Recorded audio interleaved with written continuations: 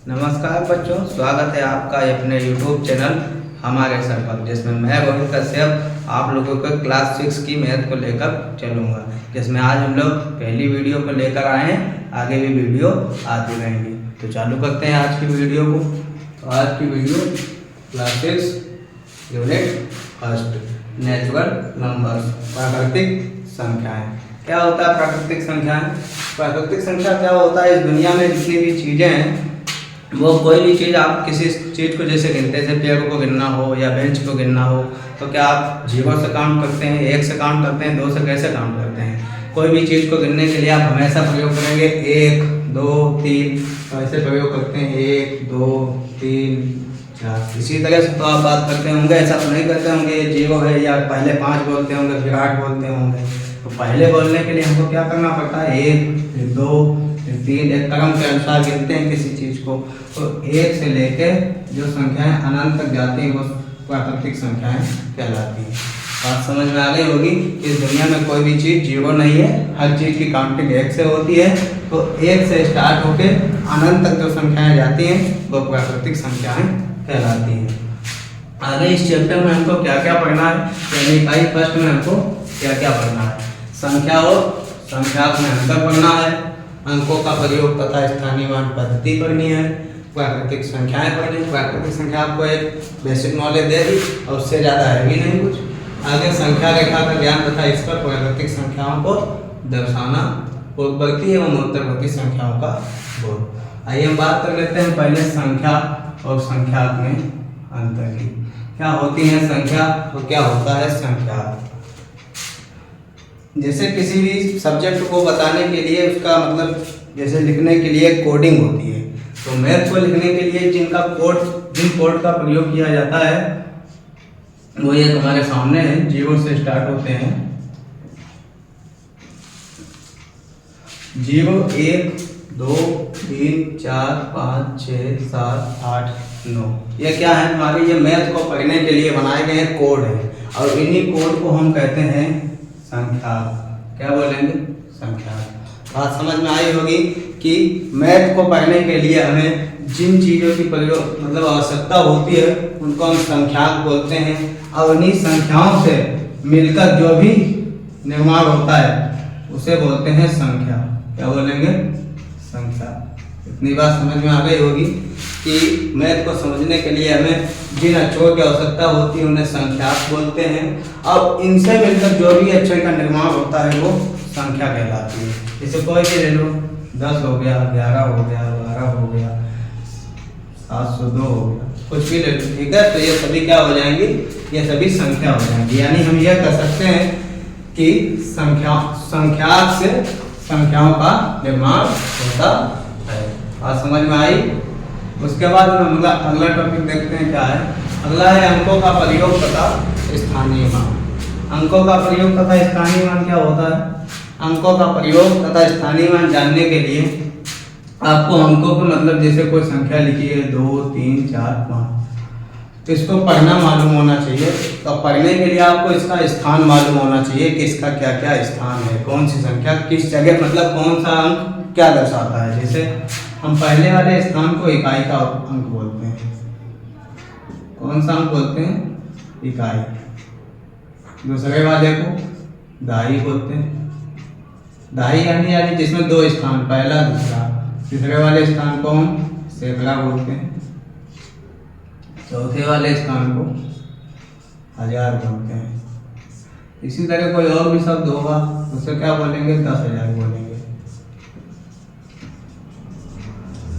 पहले इतनी बात समझ, जैसे किसी भी संख्या का एक स्थान होता है, यानी किसी भी अक्षर को रखने का एक सिस्टमेटिक ढंग होता है। तो मैथ में सिस्टमेटिक ढंग क्या होता है? सबसे पहले ऊपर से गिनना चालू करते हैं तो ये इकाई होगी, फिर दहाई आता है, फिर सैकड़ा, फिर हजार, फिर 10,000। इनको लिखना मालूम होना चाहिए। अब जैसे एक संख्या ले लेते हैं हम 1235, हम कहते हैं इसका स्थानीय मान निकालना, तो कैसे निकलेगा? पहले इसका निकालना है 5 का, तो जो भी संख्या उसके स्थान पे है उसको लिखेंगे, मल्टीप्लाई यानी गुणे का निशान लगाएंगे। ये इकाई यानी एक अंक पे है, इसीलिए इसका 1 से गुणा कर देंगे तो 5 एकम 5। ये क्या हो जाएगा? इसका स्थानीय मान हो जाएगा। अब इस वाली संख्या का स्थानीय मान अगर निकालना है हमको, तो जो भी संख्या दी गई हो उसको लिख लो, मल्टीप्लाई लगाओ। अब ये इकाई और दहाई, दहाई मतलब यानी 10, तो यानी 10 से गुणा करनी पड़ेगी।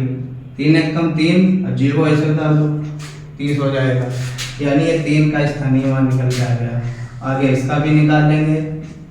इसमें क्या होगा, सैकड़ा, तो यहाँ सैकड़ा लिख के इसकी गुणा कराएंगे, 200 आएगा। आगे लिखेंगे तो 1 लिख के, तो ये फोर्थ स्थान पे है, फोर्थ स्थान यानी 1000 पे, ये बताया आपको 1000, तो 1000 से इसकी गुणा करा देंगे। इतनी बात समझ में आ गई होगी। तो हम 2 चीज़ें सीख चुके हैं, क्या, संख्या और संख्यात्मक अंतर, दूसरा अंकों का प्रयोग तथा स्थानीय मान पद्धति। संख्या और संख्यात्मक एक बार फिर नजर मार लेते हैं। संख्या क्या होती है, संख्याक से बनती है। अब अंकों का प्रयोग करके स्थानीय मान पद्धति, उसके लिए हमको ये बेसिक नॉलेज होनी चाहिए कि अंक का मतलब नाम क्या है, उसकी जगह क्या है। जैसे इधर वाले अंक को इकाई पढ़ेंगे, फिर उसके इधर दहाई, फिर सैकड़ा, फिर 1000, फिर 10,000, ऐसे और भी क्रम आगे तक चलेंगे। अभी आपको इतने की जरूरत, आगे जरूरत पड़ेगी तो आपको बता देंगे। जैसे हमें ये संख्या ले ली हमने 1235, तो इसका हमको क्या निकालना है, स्थानीय मान आपके सामने है, ठीक है। उसके बाद आगे बढ़ेंगे प्राकृतिक संख्याएं। प्राकृतिक संख्याएं जैसा कि हमने चैप्टर स्टार्ट किया था तभी समझा दिया था। क्या समझा था कि प्राकृतिक संख्याएं क्या होती हैं, किसी भी वस्तु को गिनने के लिए आप 1, 2, 3, 4 ऐसे सिस्टमेटिक गिनते चले जाते हैं, और एक मतलब कभी खत्म ही ना होने वाली यानी अनंत तक जाते हैं, वो सभी क्या कहलाती है, प्राकृतिक संख्याएं। सीधे सीधे हम ये बोल सकते हैं कि जो संख्या 1 से स्टार्ट होकर यानी 1 से स्टार्ट होकर आगे अनंत तक जाए, वो सभी प्राकृतिक संख्याएं कहलाती है।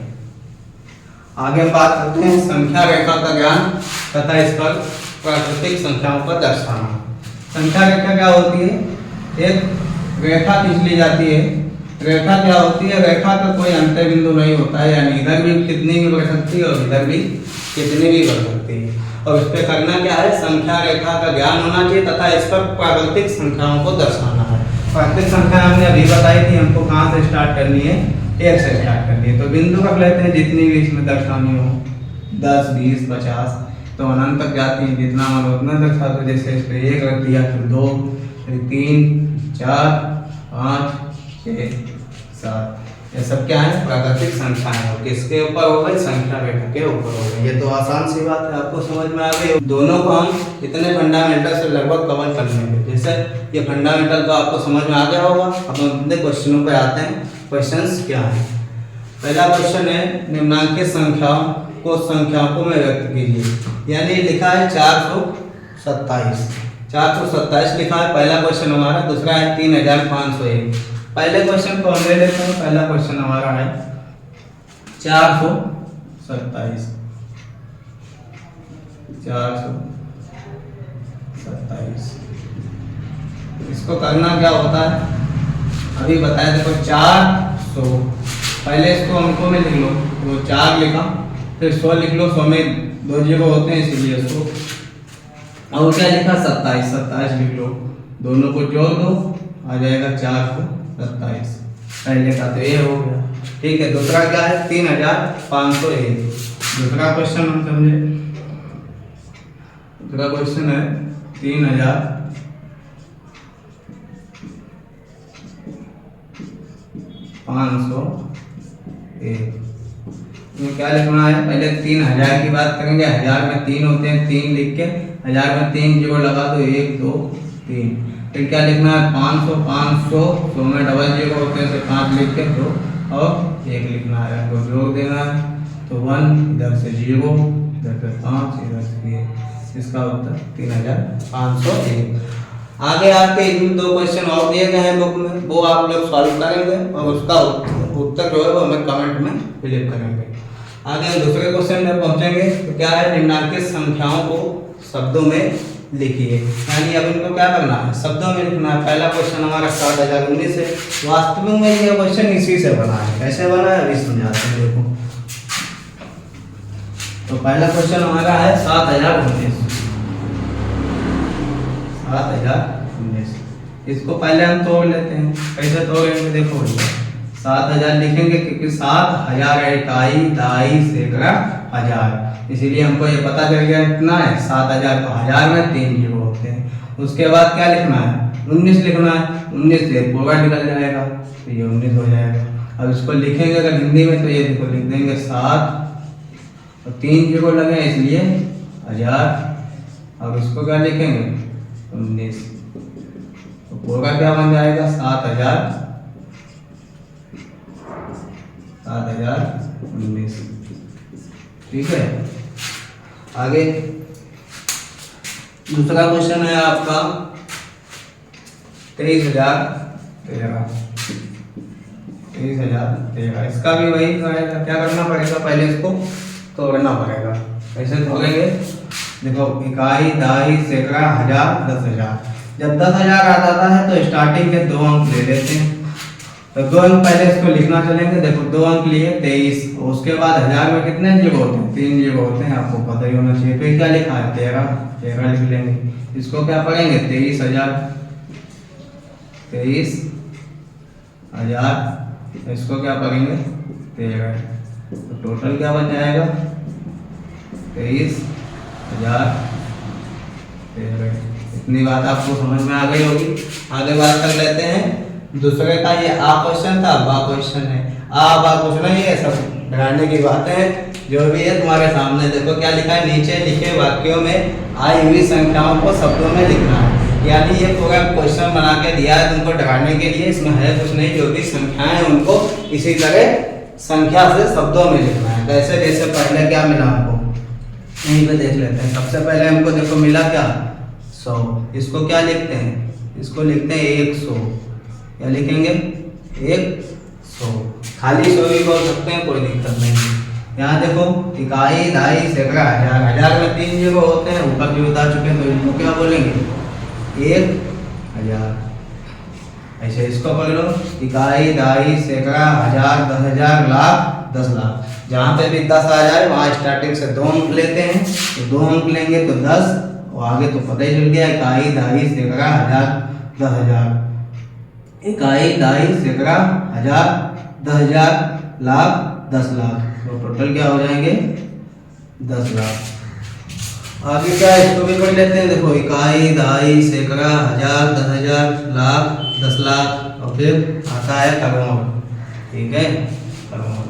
सीधा सा फंडा ये है, तुमको अगर 100 पता करना है तो 100 में याद रखना 2 जीरो होते हैं। ठीक। उसके बाद अगर 1000 पता करना है, 1000 में 3 जीरो होते हैं। तो हो गया ये सैकड़ा, हजार। उसके बाद आएगा 10,000। 10,000 में क्या होता है 10 लिख लो। अब 1000 में तुमको पता ही है कितने जीरो लगते हैं 3 जीरो, 1 2 3। उसके बाद सैकड़ा, हजार, 10,000 आएगा। लाख, लाख में क्या होगा 6 जीरो लगते हैं। देखो 1 2 3 4 5 6 गिन लो। देखो इकाई, दहाई, सैकड़ा, हजार, 10,000, लाख। हो गया इकाई, दहाई, सैकड़ा, हजार, 10,000, लाख आ जाएगा। इसी तरह जीरो बढ़ाते गए संख्या बन जाएगी। आगे क्या लिखा तीसरा क्वेश्चन, निम्नांकित संख्याओं में अंकों को छांटना। इसमें तो ये संख्या दी है, यही संख्या बनाना। जैसे 10 लिखा है, इसमें क्या करेंगे संख्याओं को छांटना है। जैसे 1 लिखते हैं, 0 लिखते हैं, इनको अलग अलग कर दें। यानी इसका निर्माण किससे हुआ। जैसे अगला 11 लिखेंगे तो क्या कर देंगे 1 कर देंगे। आज इतने ही क्वेश्चनों को रखते हैं, आगे क्लास कंटिन्यू करेंगे। धन्यवाद।